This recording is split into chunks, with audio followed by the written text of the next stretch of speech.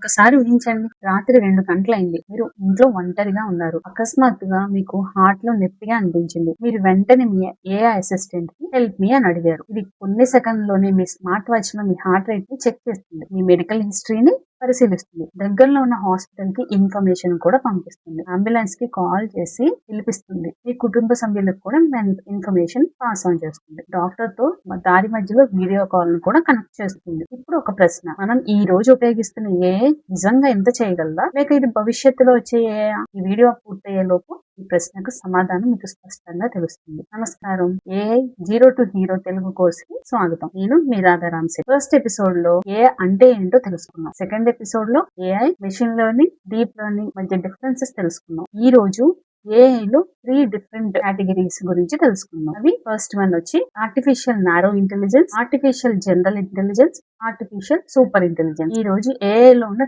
3 different categories గురించి తెలుసుకుందాం. First one artificial narrow intelligence, second one artificial general intelligence, third one artificial super intelligence. ఈ 3 పేర్లు కొంచెం కష్టంగా అనిపించవచ్చు, కానీ ఈ వీడియో పూర్తయ్యేలోపు మీకు చాలా సులభంగా అర్థమవుతుంది. ముందుగా ఒక ఎగ్జాంపుల్, మీరు LKG student, 10th class student, ఒక డాక్టర్, ఒక సైంటిస్ట్ చూస్తే వీళ్ళందరూ మనుషులే, కానీ వాళ్ళలో ఉన్న కెపాసిటీ, నాలెడ్జ్ అందరికి ఒకటేలాగా ఉండదు. ఎందుకంటే ప్రతి ఒక్కరి నాలెడ్జ్, ఎక్స్పీరియన్స్, స్కిల్స్ డిఫరెంట్ గా ఉంటాయి. ఏఐ కూడా అంతే. అన్ని ఏఐలు ఒకే స్థాయిలో ఉండవు. అందుకే వాటిని 3 డిఫరెంట్ కేటగిరీస్ కింద డివిజన్ చేశారు. First one artificial narrow intelligence. దీన్ని ఏఎన్ఐ లేదా నారో ఏఐ అని కూడా అంటారు. ఈ రోజు మనం ఉపయోగిస్తున్న దాదాపు అన్ని ఏఐలు ఈ కేటగిరీలోకే వస్తాయి. ఉదయం మీరు ఫోన్ అన్లాక్ చేశారనుకోండి, అది ఎలా అంటే ఫేస్ అన్లాక్ మీ మొహాన్ని గుర్తించి ఫోన్ ని ఓపెన్ చేస్తుంది. మీకు దారి చూపించడానికి గూగుల్ మ్యాప్స్ ఉంటుంది. ఇది ట్రాఫిక్ చూసి సరైన రూట్ ని చూపిస్తుంది. అది కూడా ఏఐ. కానీ అది మీ ఈమెయిల్ ని రాయగలదా?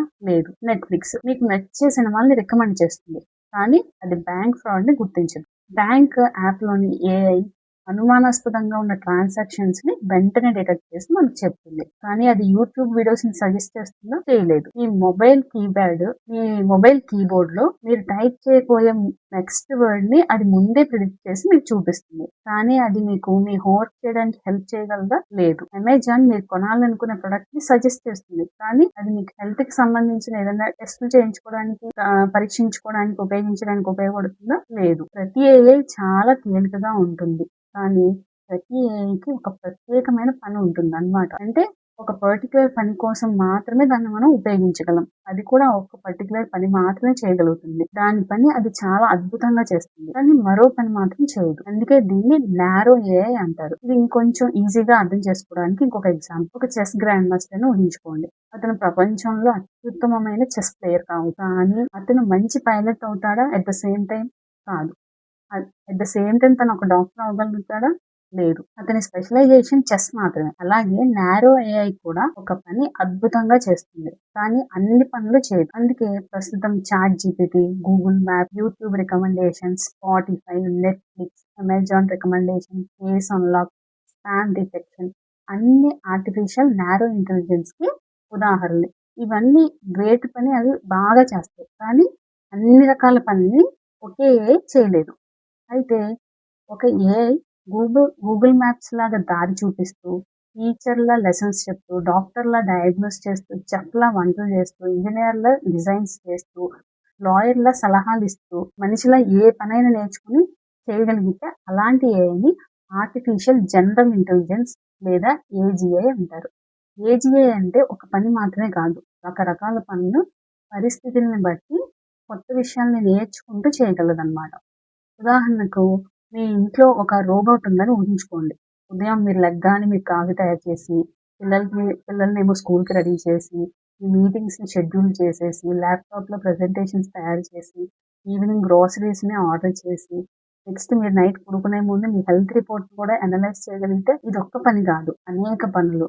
మనిషిలా పరిస్థితిని అర్థం చేసుకొని నిర్ణయాలు తీసుకోవడం, అదే ఏజీఐ.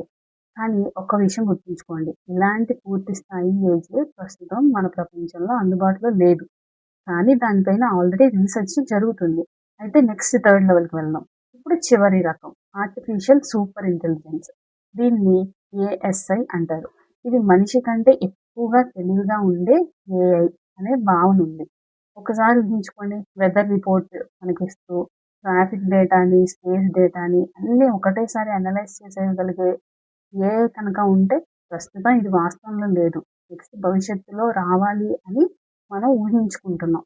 ఆల్రెడీ సైంటిస్టులు రీసెర్చ్ చేస్తున్నారు. ఇది ఏఎస్ఏ అంటే ఆర్టిఫిషియల్ సూపర్ ఇంటెలిజెన్స్ అన్నమాట. ఇది 3 డిఫరెంట్ కేటగిరీస్ ఆఫ్ ఏఐ. అయితే ఈరోజు మనం ఏం నేర్చుకున్నాం ఒక్కసారి చూద్దాం. ఆర్టిఫిషియల్ నారో ఇంటెలిజెన్స్ అంటే ఒక్క పని మాత్రమే బాగా చేయగలిగే ఏఐ. ఆర్టిఫిషియల్ జనరల్ ఇంటెలిజెన్స్ మనిషిలా అనేక పనులు చేయగలిగే ఏఐ. ఆర్టిఫిషియల్ సూపర్ ఇంటెలిజెన్స్ మనిషి కంటే ఎక్కువ సామర్థ్యం కలిగి ఉందని ఊహించే ఏఐ. ఇప్పుడు మీకు ఒక చిన్న అసైన్మెంట్. మీరు రోజు ఉపయోగించే కనీసం ఒక 5 ఏఐ యాప్స్ లేదా సర్వీసెస్ పేర్లు కమెంట్లో రాయండి.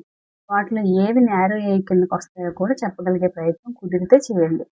మరి ఒక చిన్న ప్రశ్నతో ఈ వీడియోని ముగిద్దాం. మీరు చాట్ జీపీటీకి ఒక క్వశ్చన్ పంపినప్పుడు అది నిజంగా ఎలా ఆన్సర్ తయారు చేస్తుంది? గూగుల్‌లో సెర్చ్ చేస్తుందా?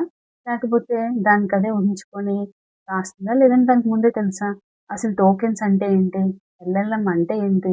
చాట్ జీపీటీ ఎందుకు కొన్నిసార్లు చాలా మంచి ఆన్సర్స్ ఇస్తుంది? కొన్నిసార్లు చాలా తప్పు కూడా చెప్తుంది. ఈ ఆసక్తికరమైన ప్రశ్నలన్నింటికి సమాధానం AI zero to hero episode 4లో తెలుసుకుందామా? అయితే అంతవరకు కీప్ లెర్నింగ్, కీప్ గ్రోయింగ్.